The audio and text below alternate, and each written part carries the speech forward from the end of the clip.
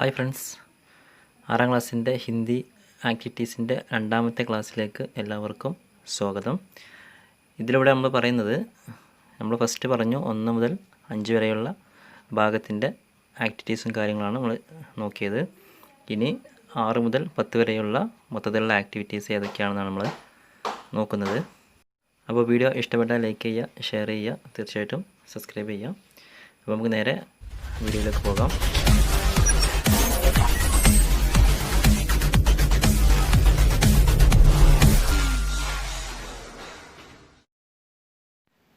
ഈ ക്ലാസ്സിൽ നമ്മൾ നോക്കിയത് ഏതാണ്? ബാരിഷ് കേസെ മിൽ എന്ന് പറയുന്നൊരു ചിത്രകഥയാണ്. അതിൽ മഴ തേടി പോകുന്ന കുറച്ച് ജീവികൾ, അതാണ് അതിൻ്റെ ഇതിവൃത്തം. ചുരുക്കി പറഞ്ഞാൽ ഫസ്റ്റ് സ്റ്റാർട്ടിങ്ങിൽ തന്നെ ബഗുല, ബന്ദർ ഇവർ രണ്ടുപേരും തമ്മിലുള്ള സംഭാഷണമാണ് ഈ ചിത്രകഥ തുടങ്ങുന്നത്. വെള്ളം എവിടെയുമില്ല, ഇനി എവിടെ നോക്കാം, നമുക്ക് തിരഞ്ഞു നോക്കാം എന്ന് പറഞ്ഞുകൊണ്ട് അവർ മഴ തേടി പോകുന്ന ഒരു രംഗമാണ് ഫസ്റ്റായിട്ട് ഇതിൽ കാണിക്കുന്നത്. അങ്ങനെ അവർ മഴ തേടി പോയി വഴിയിൽ വെച്ച് ബില്ലിയെയും, അതായത് പൂച്ച, പിന്നീട് ബക്കരി, ആട്, പിന്നെ ബൈൽ, കാള എന്നിവരെ കണ്ടുമുട്ടി. അവസാനം അവർ മേഘത്തിനടുത്തേക്ക് എത്തിച്ചേർന്നു.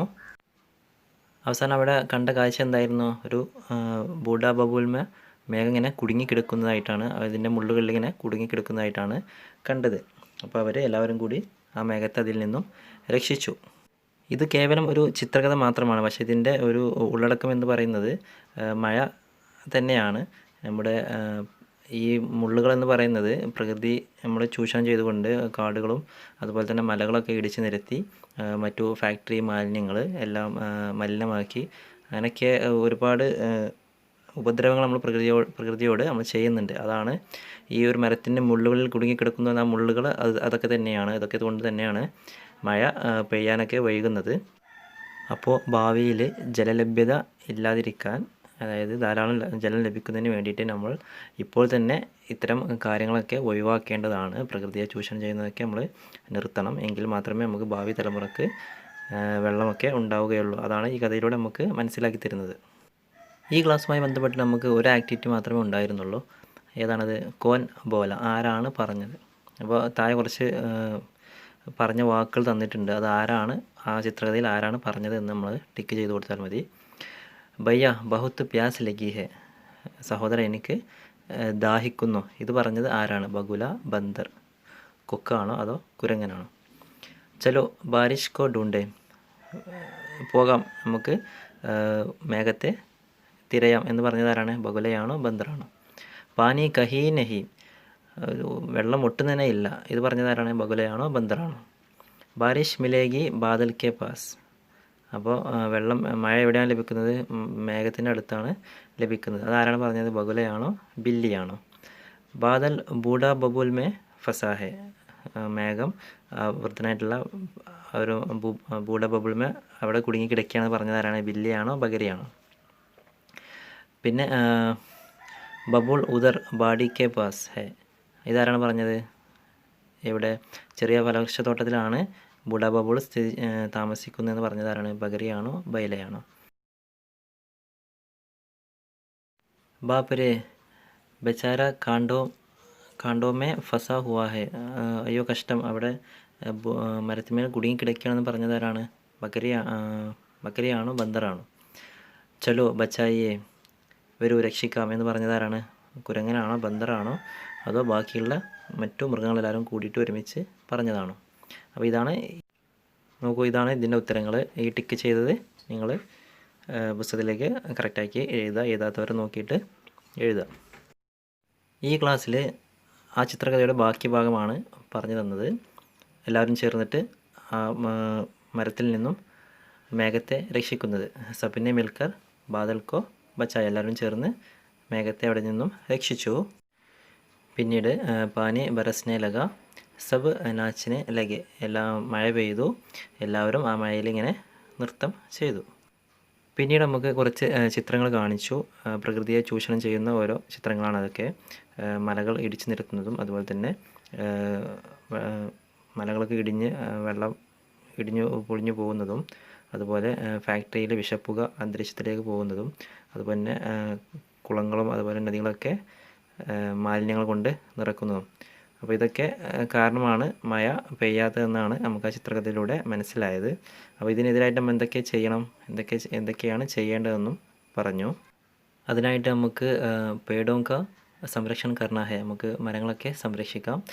നൈ പേട് ലഗാനെ ഹെ, നമുക്ക് പുതിയ പുതിയ മരങ്ങൾ വെച്ച് പിടിപ്പിക്കാം. ഒരു മരം വെട്ടുമ്പോൾ 2 മരങ്ങൾ നടണമെന്നാണ്. അപ്പോൾ അങ്ങനെയൊക്കെ നമുക്ക് ചെയ്യാം. പിന്നെ പ്രകൃതി സെ പ്യാർ കർണ ഹെ, നമ്മൾ പ്രകൃതിയെ സ്നേഹിക്കണം. പിന്നെ നദി നാലോं का സംരക്ഷണം കർണ ഹെ, നദികളും അതുപോലെ തന്നെ തോടുകൾ, കുളങ്ങൾ, അങ്ങനത്തെ വെള്ളം കെട്ടി നിൽക്കുന്ന സ്ഥലങ്ങളൊക്കെ നമുക്ക് സംരക്ഷിക്കണം. അപ്പോൾ ഇങ്ങനെയൊക്കെ ചെയ്തിട്ട് മഴ പെയ്താൽ പ്രകൃതിയിൽ എന്തൊക്കെ മാറ്റങ്ങളുണ്ടാവും അതാണ് പിന്നെ നമുക്ക് പറഞ്ഞു തന്നത്. കേത്തോമേ ഫസൽ ഹോത്തി ഹെ, വിളകളൊക്കെ നല്ലവണ്ണം കൃഷിയിടത്തിലുണ്ടാകും. നദിമേ പാനി ഭർ ജാത്ത ഹെ, പുഴയിലൊക്കെ വെള്ളം നിറഞ്ഞൊഴുകും. പേട് പൗധെ ഹരേ ഭരേ ഹോ ജാത്തെ ഹെ, മരങ്ങളിലും ചെറിയ ചെടികളിലൊക്കെ ഇങ്ങനെ പച്ചപ്പ് കൊണ്ട് നിറയും. കുവോമേ പാനി ഭർ ജാത്ത ഹെ, കിണറുകളിലൊക്കെ വെള്ളം നിറയും. താലാബ് പാനി ഭർ ജാത്തെ ഹെ, കുളങ്ങളിലും അതുപോലെ വെള്ളം നിറയും. ആകാശ് മേ ബാദൽ ഉഡ്താ ഹെ, ആകാശത്തിൽ മേഘം ഉയരും. ബിജലി ചമക്തി ഹെ, മിന്നൽ ഉണ്ടാകും. പാനി ബറസ്താ ഹെ, മഴ പെയ്യും. സബ് ജീവജന്തു ഖുഷ് ഹോത്തെ ഹെ, എല്ലാ ജീവജാലങ്ങൾക്കും സന്തോഷമാകും. ഇനി നമുക്ക് പുസ്തകത്തിലൊരു ആക്ടിവിറ്റിയാണ് തന്നിട്ടുള്ളത്. ഒരു വിവരണം തയ്യാറാക്കാൻ വേണ്ടിയിട്ട്, മഴയെക്കുറിച്ചൊരു വിവരണം തയ്യാറാക്കാൻ വേണ്ടിയിട്ട് പറയുന്നുണ്ട്. അപ്പോൾ എന്തൊക്കെ കാര്യങ്ങളാണ് അത് ശ്രദ്ധിക്കേണ്ടതെന്ന് വെച്ചാൽ, ഈ പറയുന്ന കാര്യങ്ങളൊക്കെ നമ്മൾ ശ്രദ്ധിക്കേണ്ടതുണ്ട്. ബാരിഷ് കെ ആഗമൻ കി സൂചന, അപ്പോൾ ഒരു മഴ വരുന്നതിനുള്ള ലക്ഷണങ്ങളൊക്കെ നമ്മൾ അതിൽ ഉൾപ്പെടുത്തിയിരിക്കണം. പേട് പൗധോं और നദി നാലോं में ആയേ ബദലാവ് കാ വർണ്ണൻ, അപ്പോൾ മഴ പെയ്യുമ്പോൾ ചെടികളിലും മരങ്ങളിലും അതുപോലെ തന്നെ നദികളിലൊക്കെ വരുന്ന മാറ്റങ്ങൾ അതിൽ വർണ്ണിക്കണം. ജീവജന്തുവും കി ഖുഷി കാ വിവരൺ, അപ്പോൾ എല്ലാ ജീവജാലങ്ങളുടെയും സന്തോഷത്തിൻ്റെ ഒരു ആഘോഷത്തിൻ്റെ, മഴ പെയ്യുമ്പോൾ ആഘോഷം അത് വിവരിക്കണം.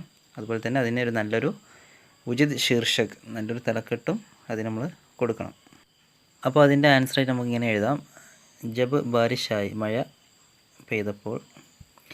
ബാരിഷ് കെ ആനെ പർ ധർത്തി ഹരി ഭരി ഹോ ജാത്തി ഹെ, മഴ വന്നതോടുകൂടി ഭൂമിയൊക്കെ പച്ചപ്പ് കൊണ്ട് നിറഞ്ഞു. ജബ് ആകാശ് മേ ബാദൽ ഉഡ്താ ഹെ, ആകാശത്തിലെ മേഘം ഉയർന്നു. ബിജലി ചമക്തി ഹെ, മിന്നൽ ഉണ്ടായി.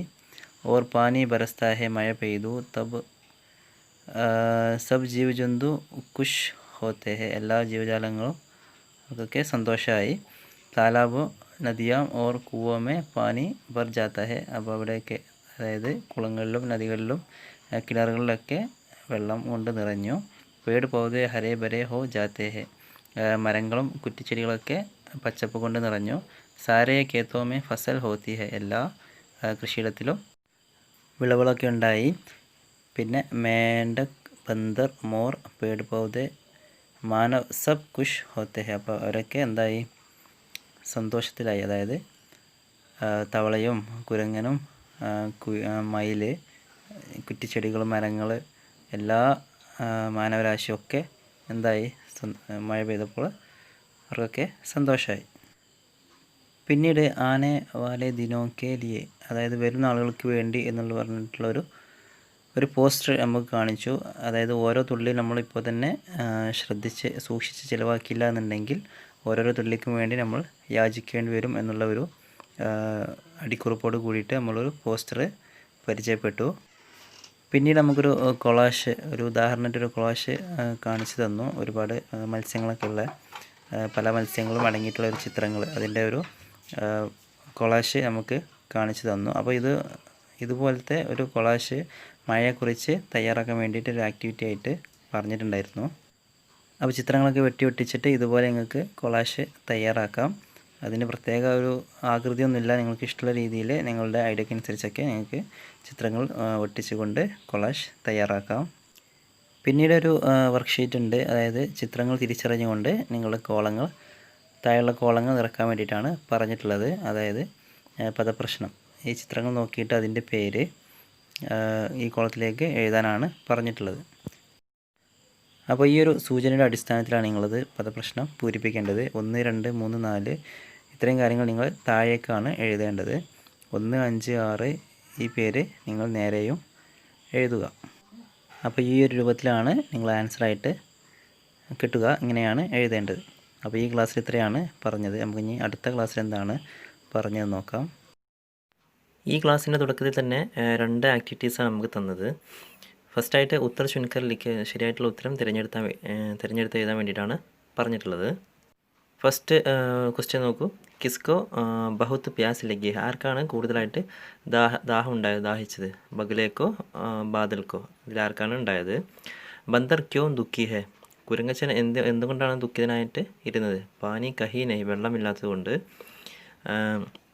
ചമാചം പാനി ബരസ്താ ഹെ, വളരെ ശക്തിയായിട്ട് മഴ പെയ്തതുകൊണ്ട്. ഇതിലേതാണെന്ന് തിരഞ്ഞെടുത്ത് എഴുതുക. ബഗുല ഓർ ബന്ദർ പെഹലെ കിസ്സെ മിലെ, അവർ രണ്ടുപേരും മഴ തെളിഞ്ഞു പോയപ്പോൾ ആരെയാണ് ഫസ്റ്റായിട്ട് കണ്ടെത്തിയത്? ബില്ലീസെ, പൂച്ചയെയാണോ ബാദൽസെ, മേഘത്തെയാണോ? ബാരിഷ് കിസ്കെ പാസ് മിലേഗി, മഴ ആരുടെ അടുത്തു നിന്നാണ് ലഭിക്കുക? ആരുടെ അടുത്താണ് കിട്ടുന്നത്? ബാദൽ കെ പാസ്, മേഘത്തിൻ്റെ അടുത്ത് നിന്ന്. ബബുൽ കെ പാസ്, ആ വൃക്ഷത്തിൻ്റെ അടുത്ത് നിന്ന്. അതിലേതാണെന്ന് ശരി ഉത്തരം തിരഞ്ഞെടുത്ത് എഴുതുക. മ്യാവുജി കോൻ ഹെ, ആരാണ് മ്യാവുജി? ബില്ലി, പൂച്ചയാണോ അതോ ബഗുല, കൊക്കാണോ? ബാദൽ കഹാം ഫസാ ഹെ, മേഘം എവിടെയാണ് കുടുങ്ങിക്കിടന്നിരുന്നത്? ബൂഡെ ബബുൽ മേ, വൃദ്ധയായിട്ടുള്ള ആ ബബുൽ മരത്തിൽ. ബൂഡെ ബന്ദർ മേ, ആ കുരങ്ങച്ചൻ്റെ അടുത്ത്. ഇതിലേതാണ് ശരിത്തരം തിരഞ്ഞെടുത്ത് എഴുതുക. ബൂഡ ബബുൽ കഹാ രഹ്താ ഹെ, ആ വൃദ്ധനായിട്ടുള്ള ആ മരം എവിടെയാണ് താമസിക്കുന്നത്? ബാഡി കെ പാസ്, ആ ചെറിയൊരു ഫലവൃക്ഷത്തോട്ടത്തിൽ. ബാദൽ കെ പാസ്, മഴമേഘത്തിൻ്റെ അടുത്ത്. എവിടെയാണ് താമസിക്കുന്നത്? അത് ഉത്തരം തിരഞ്ഞെടുത്ത് എഴുതുക. അതിന് ഉത്തരങ്ങൾ ഏതൊക്കെയാണ് നമുക്ക് കറക്റ്റായിട്ട് വന്നിട്ടുള്ളത് നമുക്ക് നോക്കാം. അപ്പോൾ ഇതാണ് ഇതിൻ്റെ ആൻസർ. ശരിയായി എഴുതിയിട്ടുള്ളവർ ഇത് തന്നെയാണെന്ന് നോക്കുക, എഴുതാത്തവർ ഇത് നോക്കിയിട്ട് എഴുതുക. രണ്ടാമത്തെ ആക്ടിവിറ്റി സഹി ഉത്തർ ചുൻകറിലേക്ക്, ശരിയായിട്ടുള്ള ഉത്തരം തിരഞ്ഞെടുത്ത് എഴുതാൻ വേണ്ടിയിട്ടാണ് പറഞ്ഞിട്ടുള്ളത്. ബഹുത് പ്യാസ് ഡാഷ് ഹെ, ഇതിൻ്റെ ആൻസർ നമുക്ക് ടെക്സ്റ്റ് ബുക്ക് വായിച്ച് തന്നെ മനസ്സിലാകും. അപ്പോൾ ഇവിടെ ലഗി എന്നാണോ ലഗ എന്നാണോ നോക്കൂ. ചെറിയൊരു അക്ഷരത്തിൻ്റെ, ഒരു വള്ളിയുടെ വ്യത്യാസത്തിലാണ് ആൻസർ മാറിപ്പോവുക. അപ്പോൾ ഇത് വളരെ നിങ്ങൾ ശ്രദ്ധിക്കാൻ വേണ്ടിയിട്ടാണ് ഇങ്ങനത്തെ ഒരു ക്വസ്റ്റ്യൻ ഇട്ടിട്ടുള്ളത്. ചെറിയൊരു വരയുടെയോ ഒരു കോമയുടെയൊക്കെ വ്യത്യാസത്തിൽ അർത്ഥം തന്നെ മാറിപ്പോവും. അപ്പോൾ അതൊക്കെ മനസ്സിലാക്കുന്നതിന് വേണ്ടിയിട്ടാണ് ഇങ്ങനത്തെ ഒരു ക്വസ്റ്റ്യൻ തന്നിട്ടുള്ളത്. ഇത് സിമ്പിളായിട്ട് തോന്നും, പക്ഷേ നമ്മൾ വളരെയധികം ശ്രദ്ധിക്കേണ്ടതുണ്ട്. ഉത്തരം മാറിപ്പോയാൽ ആൻസർ ഒരു വള്ളിക്ക് മാറിപ്പോയാൽ ആൻസർ തെറ്റിപ്പോകും, മാർക്ക് പോകും. അപ്പോൾ അതൊക്കെ വളരെ ശ്രദ്ധിക്കേണ്ട ഒരു കാര്യമാണ്. നോക്കൂ, ബഹുത്ത് പ്യാസ് ഡാഷ് ഹെ, ലഗി എന്നാണോ ലഗ എന്നാണോ? വേ ബില്ലി സെ, മില എന്നാണോ മില എന്നാണോ? ബാരിഷ് മിലേഗ മിലേഗി. ബാദൽ ഫസാ ഹെ ഫസി ഹെ. ബൂഡ ബബുൽ കഹാ ഹെ, കഹാ ഡാഷ് രഹ്താ ഹെ എന്നാണോ രഹ്തി ഹെ എന്നാണോ? അപ്പോൾ നോക്കൂ, ഇതിന് ആൻസർ എങ്ങനെയാണ് കിട്ടുന്നത്? ടെക്സ്റ്റ് ബുക്കിൽ അതേപോലെ തന്നെയാണ്, നോക്കിയാൽ മനസ്സിലാകും. അപ്പോൾ ശരിയായിട്ട് എഴുതിയവർ ഇത് തന്നെയാണോ നോക്കുക, എഴുതാത്തവർ എടുത്ത് എഴുതുക.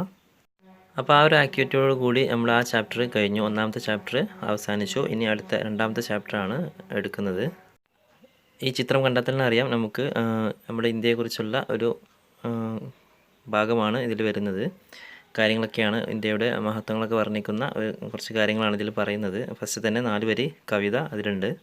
നോക്കൂ, ഹിന്ദ് ദേശ് കെ നിവാസി സബി ജൻ ഏക് ഹെ, രംഗ് രൂപ് വേഷ് ഭാഷ ചാഹെ അനേക് ഹെ. ഈ ഒരു 4 വരി കവിതയിലൂടെ നമുക്ക് എന്താണ് മനസ്സിലാക്കി തരുന്നത്? ഇന്ത്യയിൽ ഒരുപാട് താമസക്കാരുണ്ട്. അവരൊക്കെ പല രീതിയിലും വ്യത്യസ്തരാണെന്നുണ്ടെങ്കിലും എല്ലാവരും ഒറ്റക്കെട്ടാണ്. നിറത്തിലും രൂപത്തിലും വേഷത്തിലും ഭാഷയിലൊക്കെ ഒരുപാട് വ്യത്യാസമുണ്ടെങ്കിലും എല്ലാവരും ഒറ്റക്കെട്ടായി നിൽക്കുന്നു എന്നാണ് കാണിക്കുന്നത്. പിന്നീട് നമുക്കൊരു പദസൂരി തന്നിട്ടുണ്ട്. അതിൻ്റെ സഹായത്തോടു കൂടി ഇന്ത്യയെക്കുറിച്ച് നിങ്ങൾക്ക് എന്തൊക്കെയാണ് അറിയാം എന്നുള്ള കാര്യങ്ങൾ ഒരു ചെറിയൊരു ടിപ്പണി, ഒരു കുറിപ്പ് എഴുതാൻ വേണ്ടിയിട്ട് പറഞ്ഞിട്ടുണ്ട്. അപ്പോൾ ഇതിൻ്റെ സഹായത്തോടു കൂടി നമുക്ക് ഒരു കുറിപ്പ് എഴുതണം. നോക്കൂ, ഇതിൽ എന്തൊക്കെയാണ് സൂചനകൾ തന്നിട്ടുള്ളത്? ലോകങ്ങൾക്ക് വേഷ് ഭൂഷായം ഭിന്ന ഭിന്ന ഹെ, വസ്ത്രധാരണമൊക്കെ വ്യത്യസ്തമാണ് പല സംസ്ഥാനങ്ങളിലും. അതുപോലെ അനേക ത്യോഹാർ ഹെ, പല ഉത്സവങ്ങളുണ്ട്. ഭാഷായ ഭിന്ന ഭിന്ന ഹെ, സംസാരിക്കുന്ന ഭാഷ വ്യത്യസ്തമാണ്. ഹരേ ഭരേ ജംഗൽ ഹെ, ഒരുപാട് കാടുകളൊക്കെ ഉണ്ട്. അനേക നദിയ ഹെ, ഒരുപാട് നദികളുണ്ട്. കൈ രാജ്യ ഹെ, ഒരുപാട് സംസ്ഥാനങ്ങളുണ്ട്. ഭാരത് കി ഗൂബിയ, ഭാരതത്തിൻ്റെ പ്രത്യേകത എന്ന് പറഞ്ഞിട്ട് നമുക്ക് ഒരു ഹെഡിങ് കൊടുത്തിട്ട് ഭാരത് ഏക് വിശാൽ ദേശ് ഹെ ഇങ്ങനെ പറഞ്ഞാൽ നമുക്ക് സ്റ്റാർട്ട് ചെയ്യാം. എന്നൊരു ബാക്കി കാര്യങ്ങളൊക്കെ നമുക്ക് ഇതിനോട് ചേർത്ത് എഴുതാം. ഭാരത് മേ കൈ രാജ്യ ഹെ, രാജ്യം പറഞ്ഞാൽ സംസ്ഥാനം കേട്ടോ. വിഭിന്ന രാജ്യോं को लोगों की ഭാഷായേ ഭിന്ന ഭിന്ന है അപ്പോൾ വ്യത്യസ്ത തരത്തിലുള്ള ഭാഷകളാണ് സംസാരിക്കുന്നത്. ലോഗോं की വേഷഭൂഷായേ ഭിന്ന ഭിന്ന है വേഷവിധാനങ്ങളൊക്കെ വ്യത്യസ്തമാണ്. ലോഗ് അനേക് ത്യോഹാർ മനാത്തെ ഹെ മനാത്തെ പറഞ്ഞാൽ ആഘോഷിക്കുക. അപ്പോൾ ഒരുപാട് ഉത്സവങ്ങൾ ആഘോഷിക്കുന്നുണ്ട്. ഭാരത് മേ അനേക് നദിയാ ഹെ നദികളുണ്ട് ഒരുപാട്. യഹാ ഹരേ ഭരേ ജംഗൽ ഹെ ഒരുപാട് കാടുകളൊക്കെയുള്ള സ്ഥലങ്ങളൊക്കെ ഉണ്ട് എന്നാണ് ഇന്ത്യയെ പറ്റി പറയുന്നത്. ഇനി അടുത്തൊരു വർക്ക്ഷീറ്റ് നോക്കൂ. ഇതിൽ ഇന്ത്യ ഏതൊക്കെ മേഖലകളിലാണ് മിന്നിത്തിളങ്ങുന്നത് എന്ന് ചോദിക്കുന്നുണ്ട്. ഇവിടെ ഉദാഹരണമായിട്ട് വിജ്ഞാനം എന്ന് കൊടുത്തിട്ടുണ്ട്. ശാസ്ത്ര മേഖലയിൽ ഇന്ത്യ ഒരുപാട് ദൂരം മുന്നോട്ട് പോയിട്ടുണ്ട്. അപ്പോൾ ഇനി ബാക്കിയുള്ള ഏതൊക്കെ ഒരു 3 അവിടെ കൊടുത്തിട്ടുണ്ട്, എഴുതാനുള്ള ഓപ്ഷൻ ഉണ്ട്. അപ്പോൾ നിങ്ങൾ ഏതൊക്കെ മേഖലകളിൽ ഇന്ത്യ മുന്നിട്ട് നിൽക്കുന്നത്, ഒരു മിന്നുന്ന നക്ഷത്രം പോലെ മിന്നിത്തിളങ്ങുന്നത്, മറ്റു രാജ്യങ്ങൾക്കിടയിൽ മിന്നിത്തിളങ്ങുന്നത് വേറെ ഏതൊക്കെ മേഖലയിലാണ് എന്ന് നിങ്ങളിവിടെ എഴുതണം. നമുക്ക് നോക്കാം എന്താണ് അവിടെ എഴുതേണ്ടതെന്ന്. നോക്കൂ, കേൽക്കൂത് കായികരംഗം, കൃഷിയിലെ കല, അതുപോലെ തന്നെ സംഗീത്. അപ്പോൾ ഇതിലൊക്കെ വേറെയും ഒരുപാട് കാര്യങ്ങളുണ്ട്. അപ്പോൾ ഒരു 3-4 ഉദാഹരണമായിട്ട് കൊടുത്തു എന്ന് മാത്രം. വേറെ ഒരു ആക്ടിവിറ്റി ഉണ്ടായിരുന്നത് വിട്ടുപോയ ഭാഗം മേലുള്ള ബ്രാക്കറ്റിൽ നിന്നും തിരഞ്ഞെടുത്ത് എഴുതാൻ വേണ്ടിയിട്ടാണ് പറഞ്ഞിട്ടുള്ളത്. അപ്പോൾ ഇതുപോലെ നോക്കി എഴുതുക. അപ്പോൾ ഇത്രയാണ് ഈ ക്ലാസ്സിൽ, 8ാമത്തെ ക്ലാസ്സിൽ ഇത്രയും കാര്യങ്ങളാണ് പറഞ്ഞിട്ടുള്ളത്. നമുക്ക് 9ാമത്തെ ക്ലാസ് നോക്കാം. ഈ ക്ലാസ്സിൽ നമുക്ക് ജഗ്മഗ് താര എന്നുള്ള ആ ഒരു ബാലകവിതയാണ് പറഞ്ഞു തന്നത്. അതിൻ്റെ അർത്ഥവും കാര്യങ്ങളൊക്കെ വളരെ കറക്റ്റായിട്ട് മാഷ് നമുക്ക് പറഞ്ഞു തന്നു. ഇതിൽ വരുന്ന ഫസ്റ്റ് ആക്ടിവിറ്റി ഉത്തർ ചുൻകർ ലിഖെ, ശരിയായിട്ടുള്ള ഉത്തരം തിരഞ്ഞെടുത്ത് എഴുതാൻ. കവിക്ക് അനുസാർ ഹമാര ദേശ് കൈസേ ചമക്കെ. അപ്പോൾ നമ്മുടെ കവി പറയുന്ന പ്രകാരം നമ്മുടെ ഇന്ത്യ ഏത് പ്രകാരമാണ് തിളങ്ങുന്നത്? താര ജയ്സെ സൂരജ് ജയ്സെ, നക്ഷത്രം പോലെയാണോ അതോ സൂര്യൻ തിളങ്ങുന്നത് പോലെയാണോ? നക്ഷത്രം തിളങ്ങുന്നത് പോലെയാണോ സൂര്യൻ തിളങ്ങുന്നത് പോലെയാണോ? ഹമാര ദേശ് കിസ്ക രഘുവാര ഹെ, നമ്മുടെ ദേശം എന്തിൻ്റെ സംരക്ഷകരാണ്? അഹിംസാക്ക, സത്യത്തിൻ്റെയും അഹിംസയുടെയും. ജൂട്ട് കപടാക്ക, അതായത് കള്ളത്തരത്തിൻ്റെയും മറ്റു തമ്മാടിത്തത്തിൻ്റെയും രക്ഷകരാണോ എന്നാണ് ചോദിക്കുന്നത്. 3ാമത് ഹമാരെ ദേശ് കോ കിസ്നെ സംവാരം, നമ്മുടെ ദേശം എന്തുകൊണ്ടാണ് അലങ്കരിക്കപ്പെട്ടിട്ടുള്ളത്? ബലിദാനോനെ, ഫൂൽദാനോനെ, സമർപ്പണം, ജീവത്യാഗം, അല്ലെങ്കിൽ പൂക്കൾ കൊടുക്കുന്നതുകൊണ്ട്, ദാനം ചെയ്യുന്നതുകൊണ്ട്, ഏതുകൊണ്ടാണ്? അപ്പോൾ ഇതിൻ്റെ ആൻസർ എന്താണ് നമുക്ക് നോക്കാം. അപ്പോൾ ഇതിൻ്റെ ഉത്തരം വരുന്നത് ഇങ്ങനെയാണ്. ഇത് നോക്കി എഴുതാത്തവർ. അടുത്തത് ശരിയാണോ തെറ്റാണോ അതാണ് എഴുതേണ്ടത്. തന്നിരിക്കുന്ന സെൻറ്റൻസ് നോക്കൂ, ഇങ്ങനെയാണ് ഇതിൻ്റെ ആൻസർ വരുന്നത്. ഞാൻ ഇത് വിശദീകരിച്ച് പറയുന്നില്ല, കാരണം വീഡിയോ ഒരുപാട് ലെങ്ത് ആവുന്നുണ്ട്. അതുകൊണ്ട് ഇതൊക്കെ നമ്മൾ ഇപ്പോൾ ലാസ്റ്റ് അടുത്ത് പറഞ്ഞതാണ്, എല്ലാം വിശദമായിട്ട് പറഞ്ഞതാണ്. അതുകൊണ്ട് ഇനി വിശദീകരിക്കുന്നില്ല, ആൻസർ മാത്രം കാണിക്കുകയാണ്. ചോദ്യവും ആൻസർ മാത്രം കാണിക്കുകയാണ്. അടുത്തത് 1ാമത്തെ കോളത്തിൽ നിന്നും 2ാമത്തെ കോളത്തിൽ ചേർത്ത് എഴുതാൻ വേണ്ടിയിട്ടാണ് പറഞ്ഞുള്ളത്. ശരിയായിട്ടുള്ള ആൻസർ ചേർത്ത് എഴുതുക. അപ്പോൾ ക്രമം തെറ്റിയിട്ടാണ് ഉള്ളത്, അപ്പോൾ അത് ചേർത്ത് എഴുതാൻ വേണ്ടിയിട്ടാണ് പറയുന്നത്. അപ്പോൾ അതിൻ്റെ ആൻസർ ഇങ്ങനെയാണ്, ഇതാണ് ചേർത്ത് എഴുതേണ്ടത്. അവസാനമായിട്ട് ഒരു ആക്ടിവിറ്റി എന്ന് പറയുന്നത് ആ കവിതയുടെ ഒരു ആശയം എഴുതാൻ വേണ്ടി പറഞ്ഞിരുന്നു. അപ്പോൾ ഇതുപോലെ എഴുതുക. ഈ ക്ലാസ്സിൽ നമ്മളോട് കുറച്ച് മുദ്രാവാക്യം എഴുതാൻ വേണ്ടിയിട്ടാണ് പറഞ്ഞിട്ടുള്ളത്. ആപ്പേ ലിഖേ നാരാജി എന്ന് പറഞ്ഞാൽ മുദ്രാവാക്യം. അപ്പോൾ നമ്മുടെ ദേശത്തെക്കുറിച്ചുള്ള ഒരു 3 മുദ്രാവാക്യങ്ങൾ എഴുതാൻ വേണ്ടി പറഞ്ഞിട്ടുണ്ട്. 2 മേലെ ഉദാഹരണമായിട്ട് കൊടുത്തിട്ടുണ്ട്. അപ്പോൾ നമുക്ക് ഒന്നെങ്കിൽ നിങ്ങൾ ആ കവിതയിൽ നിന്ന് നമുക്ക് എടുത്ത് എഴുതാം. നിങ്ങൾക്ക് സ്വന്തമായിട്ട് അറിയുന്നുണ്ടെങ്കിൽ സ്വന്തമായിട്ടും എഴുതാം. സ്വന്തമായിട്ട് എഴുതാൻ കഴിയാത്തവർ ഈ വരികൾ എഴുതി വെക്കാം, ഇല്ലെങ്കിൽ സ്വന്തമായിട്ട് എഴുതുക. പിന്നീട് അവസാനം ഈ ഒരു ഗാനം ചൊല്ലി നോക്കാൻ വേണ്ടി പറഞ്ഞിട്ടുണ്ട്.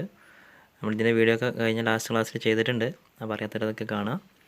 അപ്പോൾ ഇത്രയാണ് ഈ ഒരു 10 ക്ലാസ്സിൽ നമ്മൾ ഇത്രയും ആക്ടിവിറ്റീസും കാര്യങ്ങളാണ് മാഷ് പറഞ്ഞു തന്നത്. അതിൻ്റെ ആൻസറും അതിന് കൂടെ തന്നെ ഉണ്ട്. എല്ലാവരും എഴുതാത്തവരൊക്കെ ഫുള്ളായിട്ട് എഴുതുക. ഇനി ആക്ടിവിറ്റീസ് ഒന്നും ചെയ്യാൻ ബാക്കി വെക്കരുത്, എല്ലാം കറക്റ്റായിട്ട് ചെയ്യാം. അപ്പോൾ ഇന്നത്തെ ക്ലാസ് ഇവിടെ നിർത്തുകയാണ്. വീണ്ടും കാണാം. Okay, by.